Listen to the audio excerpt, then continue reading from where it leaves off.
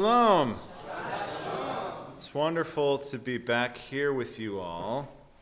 A lot of people have asked me about my vacation, and they've asked me about my time in Israel. And if I'm being honest, I haven't had a lot of time to process it because the moment I landed, I was soon inundated this week with the death of beloved 80s celebrities. Friends, maybe you're not aware of this. If you grew up in the 80s and 90s, this week has been especially heartbreaking. I kid you not, the moment I landed, I turned on my phone, let me check the news in America. Bad idea. I found out that Malcolm Jamal Warner, the actor who played Theo Huxtable on The Cosby Show, had drowned this week. And I actually met this actor when I was living in Los Angeles. I ran into him at Ralph's, and he was such a sweet guy. I even managed to get a selfie with him. Such a sweet individual, kind guy. And that was really sad to hear about. And then, a day later, I was absolutely devastated to find out about the passing of Ozzy Osbourne. Because, friends, you've probably realized by now that I'm a rock and roll kid. And Black Sabbath is the band that started the heavy metal genre. Ozzy was so influential, so crazy, so beloved, that it really kind of depressed me to hear that he left the world. Okay, at least no one else had died. But then, just yesterday, I found out that wrestling legend Hulk Hogan had also passed. Oi! Can we just have a 1-week break from the deaths of beloved 80s celebrities? Now, I want to pivot and talk about our friend Ozzy again, because if there is any performer who had a tenuous relationship with the city of San Antonio, so they know. The younger kids are like, what? All right. If there was anyone that had a really, really strange relationship with the city, it was him. All right, so as many of you probably know, on February 19th, 1982, Osbourne was here in San Antonio as part of his Diary of a Madman tour, and apparently, the legend goes, the night before the show, he reportedly went on a drinking binge and passed out in his hotel room. And what happened next has since become a rock and roll legend. Although his wife, Sharon, hid his clothes to prevent him from going out into the city in a drunken stupor, this did not stop him. He wandered outside of the hotel wearing one of her dresses. This is completely true.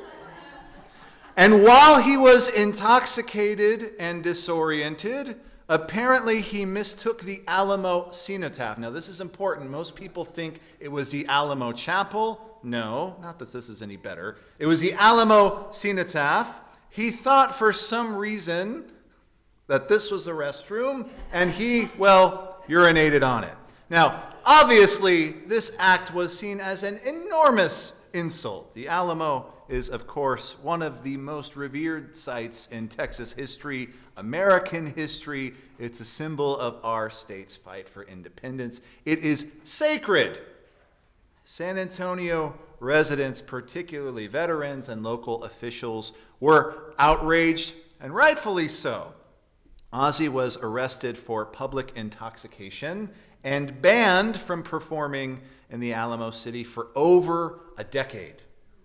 Now, most of us here probably know at least a little bit of that story, but here are some things that you might not know about Ozzy Osbourne. I didn't know all of these things until just a couple days ago.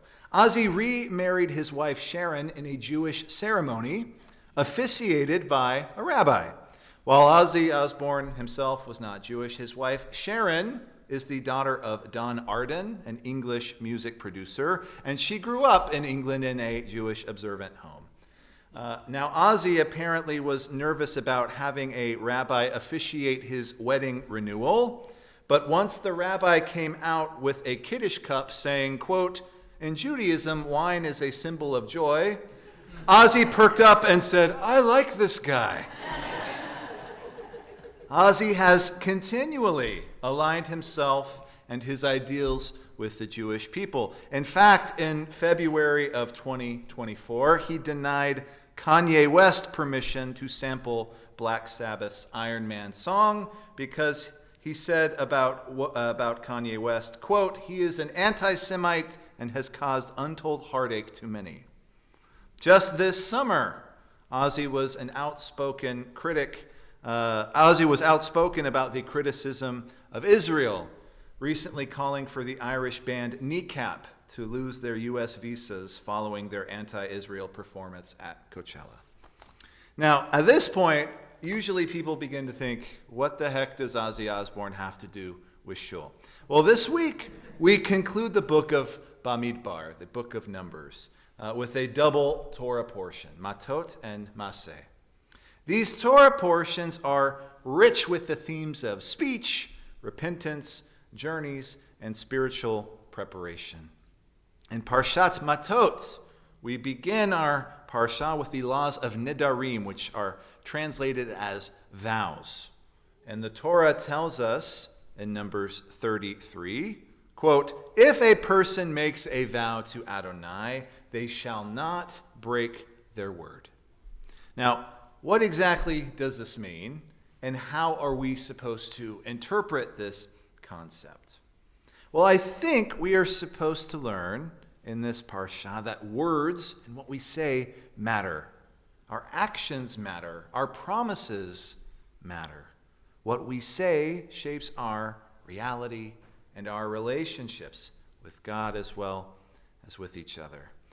Now, as unusual as it might sound, I'd like to bring these ancient teachings into dialogue with the actions of our dearly departed Ozzy as it relates to our city. As I mentioned earlier, Ozzy Osbourne's early life was chaotic, unpredictable, and filled with broken boundaries, social, moral, even legal. But over time, we saw a shift in his behavior. In his public apologies and in moments of vulnerability, he began to take ownership of his past.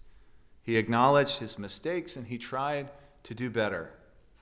He made a vow to himself, his friends, his family, his fans, that he would abstain from alcohol and drugs and try to be the best version of himself.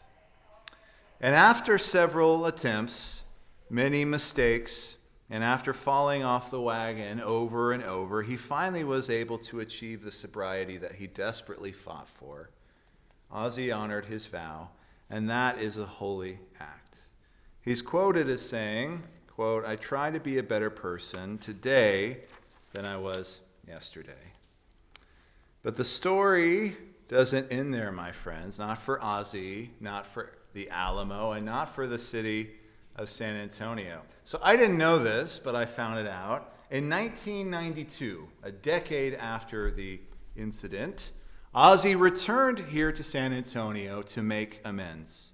And prior to a concert in the city, he held a press conference where he publicly apologized for his behavior, and he expressed genuine remorse for the offense he caused. He said, quote, "I want to apologize to the people of San Antonio for the terrible offense I caused them. It was a mistake, and I'm deeply sorry." But it didn't stop there. As a gesture of goodwill, Osbourne donated $10,000 to the Daughters of the Republic of Texas, the organization that maintained the Alamo at the time. And in response to his teshuvah, our city officially lifted its formal ban against him, and he was allowed to perform here in San Antonio once again, this time to a sold-out crowd. There you go.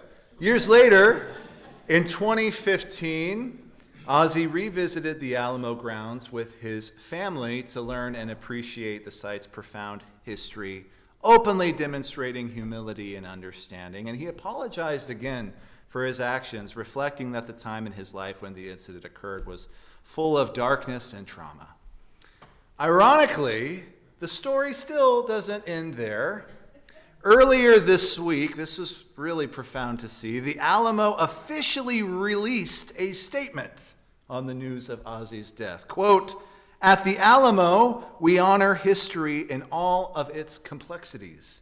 Today, we acknowledge Ozzy Osbourne's journey from regret to reconciliation at our historic site. We extend our condolences to his family, friends, and fans around the world. May he rest in peace. I've been thinking a lot about Ozzy, his life, his actions, and this teshuvah that he did. In a way, I think Ozzy's return to the Alamo was a form of vidui, what we call confession. He didn't make excuses. He admitted what he did, and he expressed regret. He recognized that actions have consequences, and he took responsibility. Now, it might have taken several decades, yes, but it came. And the community, our community, responded not with vengeance, not with anger, but with grace.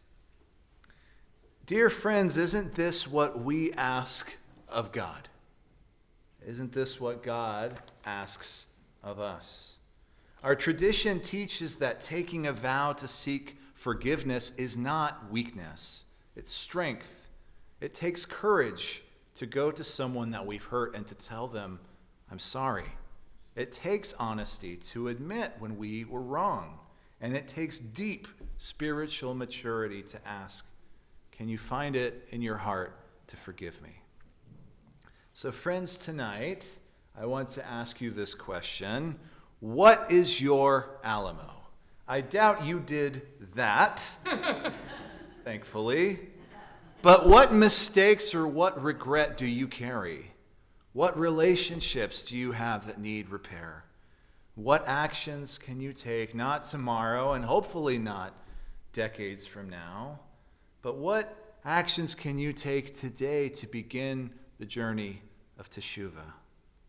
Maybe you don't need to make an official vow like our Torah portion suggests, but maybe you can perhaps make a promise to yourself to do teshuvah, to become a better person and seek forgiveness from those you've hurt. I pray that we all may find the courage to face our past, to make amends, and walk humbly into our future with a sense of renewed perspective. And with that, dear friends, I will wish you all a Black Sabbath, or as I call it, a Black Shabbos. Shabbat.